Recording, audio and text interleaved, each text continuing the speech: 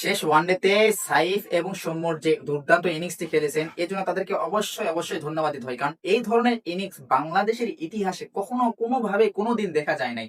পূর্বে যারাই খেলছে তামিম সহকারে মাহমুদুল্লাহ, সাকিব আল হাসান, মুশফিকুর রহিম, যাদের নামে আপনারা বলবেন না কেন, কেউই এই ধরনের ইনিংস খেলতে পারে নাই।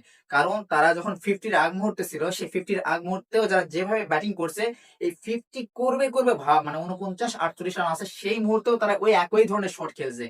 এটা খুবই খুবই দারুণ। পরবর্তীতে যখন দেখা গেল দুইজনের রানই 80+ হয়ে গেলে, 80-র মতো, সেই সময়ও তাদের খেলার ধরুন একই ভাবে বজায় রেখে তারা কি করছে, ওই একই ধারায় মারতে লাগছে।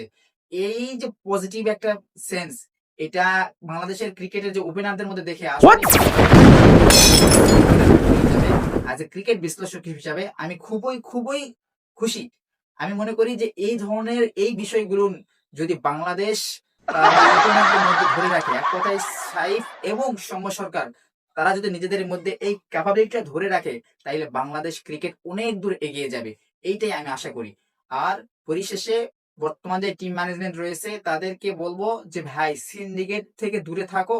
যারা পারফর্ম করে, যারা আসলে পারফর্ম করার মতো নিজেদের মধ্যে ইচ্ছা থাকে, ওটাই না খেলে একদম কোরার প্লেয়ার যেরকম বলা হয়, যেটা যে তাওহিদ হৃদয় ধরেন, এদিক যায় জাকির আলী অনেক ধরেন, এই মেহেদী হাসান মিরাজ, এ তো ক্যাপ্টেন হিসাবে খেলতেছে, এখন কিছু করার নাই। বাকি যে আদার্স প্লেয়ার গুলো রয়েছে, এদেরকে আমি মনে করি যে তারা যদি পারফর্ম করে দলে থাকবে, পারফর্ম না করলে একদম দল থেকে আউট হয়ে যাবে, যেমনটা শুরু হয়েছে তানজিদ তামিমের মতো। এই তাওহিদ হৃদয়কে আমরা যেভাবে অত উচ্চ মজা নিয়ে যাচ্ছি, তাদের খেলাগুলো কিন্তু এই ধরনের না। এই নাজমুল শান্ত, তাকে যেভাবে সুযোগ দেওয়া হচ্ছে, তার স্ট্রাইক রেট দেখে খুবই খুবই বাজ লাগে খেলা দেখতে। অনেকেই খেলা দেখাই বিরক্ত হয়ে যায়। তো বাংলাদেশের ফ্যানদের জন্য তো ক্রিকেট খেলা, তাই না?